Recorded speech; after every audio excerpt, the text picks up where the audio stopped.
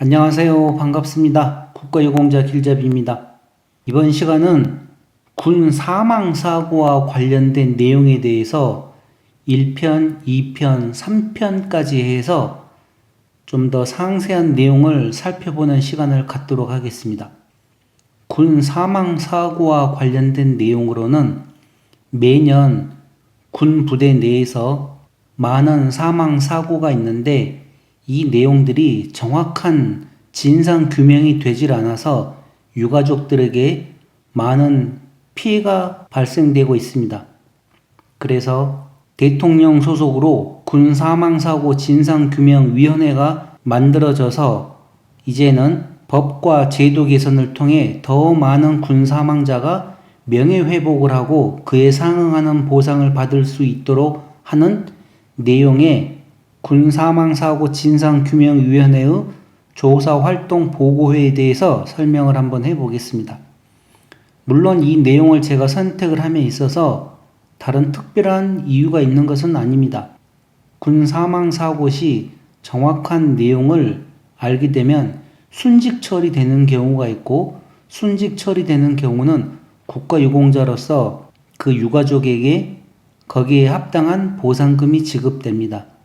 그래서 제가 만드는 영상들과도 일치하는 내용도 있고 해서 이번 내용을 선택하게 되었습니다.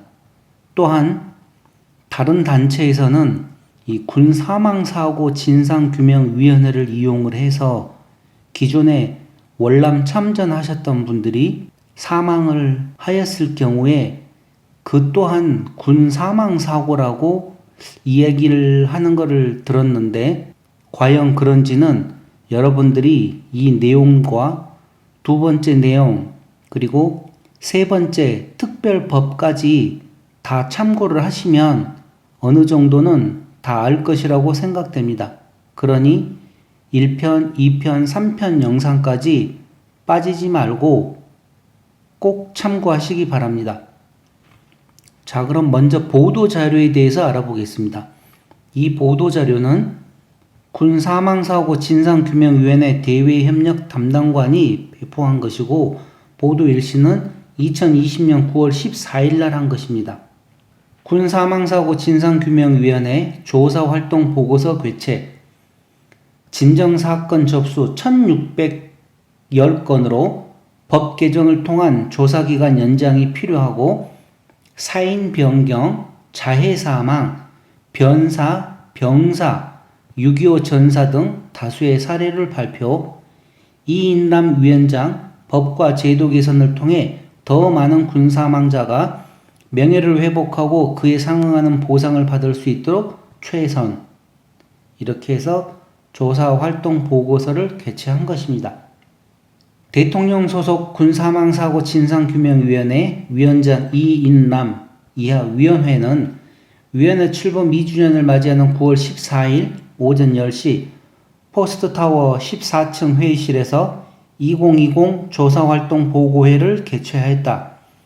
이인남 위원장은 인사말을 통해 한국전쟁 이후 군인 신분으로 7만 명 이상이 사망하였고 비순직 군사망이 약 3만 9천 명임을 고려할 때 한정된 기간의 유족의 진정 접수를 통해서만 재조사를 진행하는 것은 안타까운 일이다.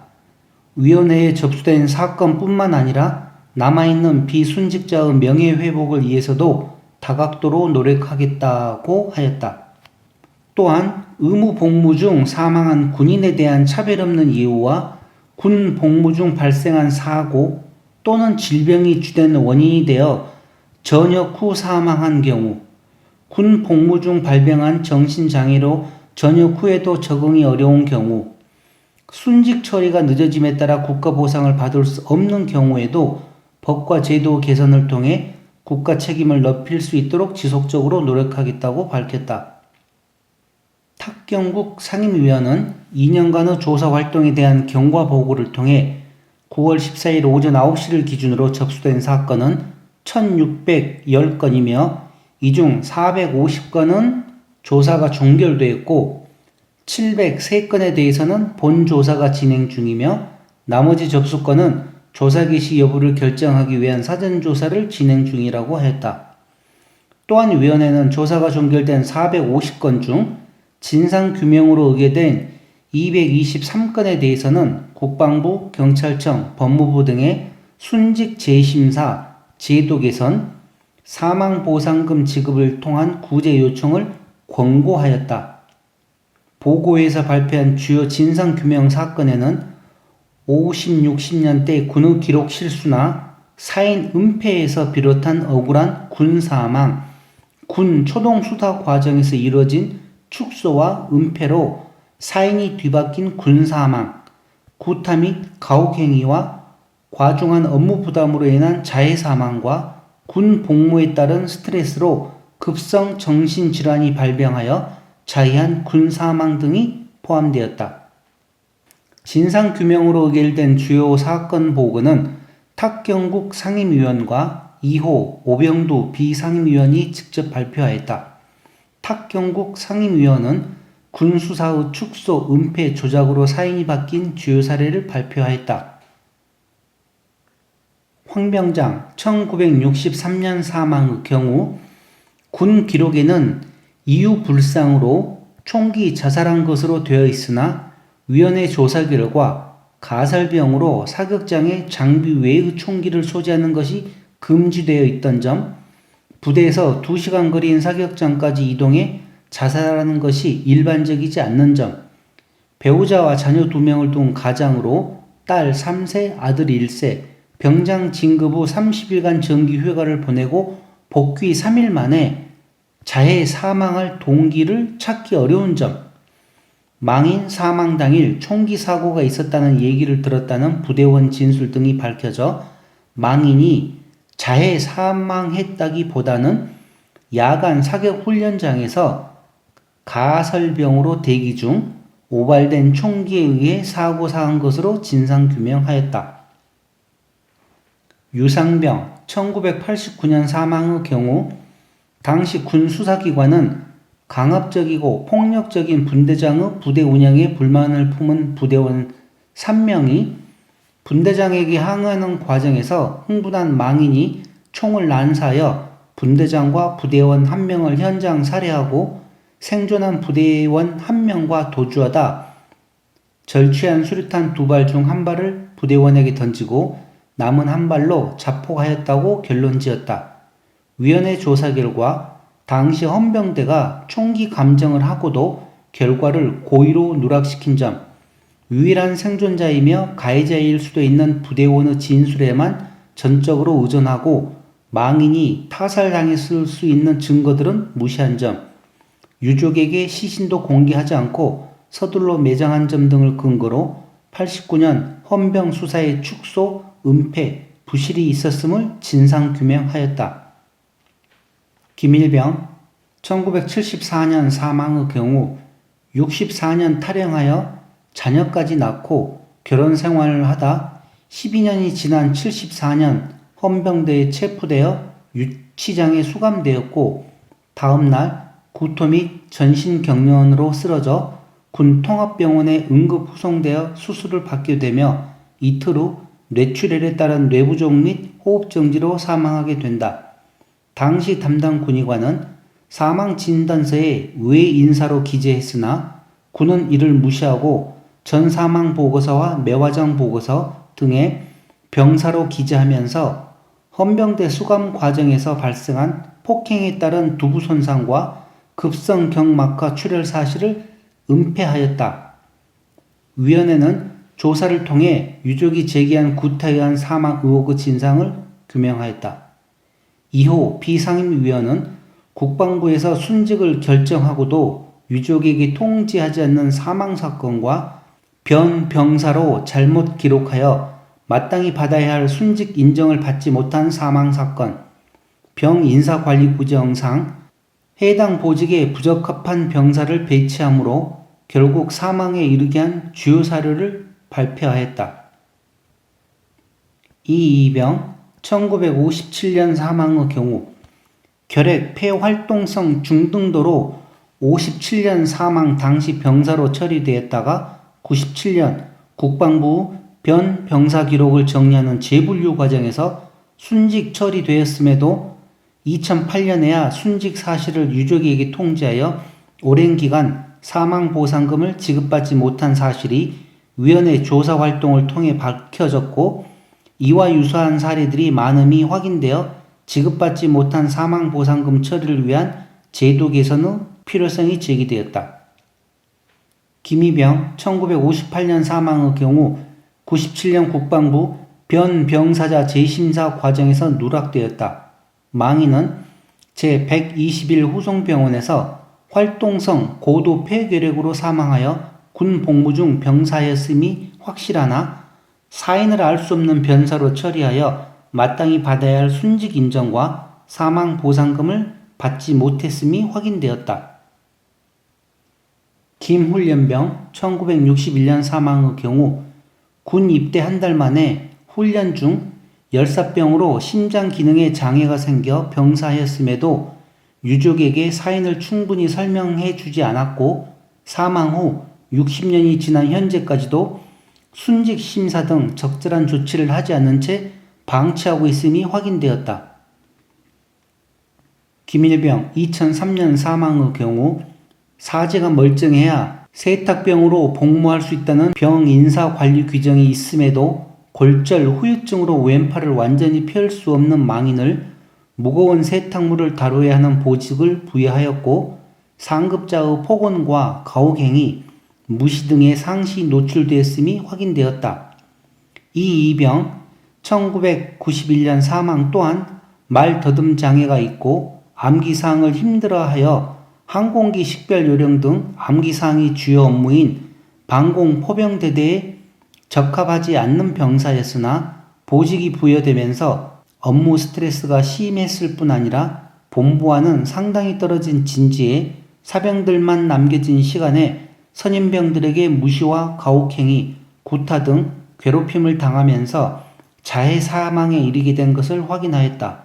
결국 김일병과 이병 모두 개인의 특성을 고려하지 않는 병사의 보직 배치에 따른 희생자임이 위원회 조사를 통해 밝혀졌다.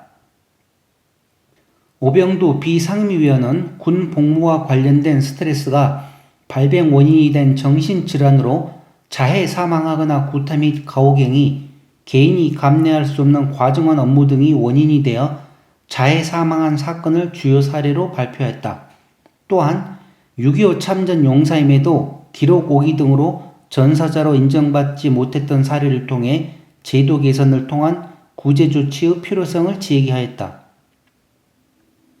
홍상병 2009년 사망의 경우 입대 시 복무 부적합 검사에서 정상 판정을 받았으나 50일 만에 망상과 현실을 구분하지 못하는 정신 이상 증세를 보여 조현 양상장애로 진단되었음에도 동기를 폭행한 것을 이유로 영창에 열흘간 구금되어 정신증이 악화되었고, 결국 구금에서 풀려난 지 9일 만에 자해 사망하였다. 위원회 조사 결과 정신증 발병의 주된 원인이 된 구타 및 가혹 행위에 따른 트라우마와 2번의 전출, 사망 전 전출된 부대의 복무 환경에서 오는 스트레스, 야간 경계, 수색, 매복으로 밝혀져 정신증의 발현부터 사망에 이르는 과정에 군 복무에 따른 스트레스가 주된 요인으로 작용했음을 확인할 수 있었다. 이민일병 2014년 사망의 경우 군 복무에 따른 스트레스로 정신질환이 발병하여 의병 전역을 한 후 보충역 편입이 결정되어 사회복무요원으로 출근해야 하는 첫날 유서를 남기고 한강에 투신하여 사망하였다. 망인의 경우 현역 부적합으로 전역된 후 사회복무요원으로 편입되는 과정에서 사망한 것으로 전역 후 사망자로 분류되어 국방부 순직 심사 대상이 되지 못한다. 위원회는 정신질환으로 전역한 사람이 그 질환이 주된 원인이 되어 자해 사망한 경우에도 순직이 될 수 있도록 관련 제도를 마련할 것을 요청하고 있다. 정의병 1953년 사망의 경우 군 기록에는 휴가 중 사망으로 기록되어 있으나 위원회 조사 결과 6.25 전쟁 중 입대하여 훈련 중 폐침윤증, 영양실조, 만성위염, 빈혈증으로 군 병원에서 치료받은 기록이 확인되었고 완치되지 않는 상태에서 6.25 전쟁에 참전했다 부대원의 부축을 받아 귀가 조치된 후 6일 만에 사망한 점으로 보아 참전 중 질병 악화로 사망에 이르게 된 전사로 진상규명하였다. 한편 위원회에 진정된 1610건은 특별법 제정 당시 목표했던 예상 건수를 훨씬 상회하는 것으로 2006년부터 4년간 활동한 군 의문사 진상규명회의 접수 건수 600건에 비해서도 2.5배 이상 많은 수치이다. 이에 위원회는 남은 기간 동안 최대한 조사활동을 효율적으로 할 예정이며 법 개정을 통해 충분한 조사활동이 보장될 수 있도록 국회와 협의 중이다.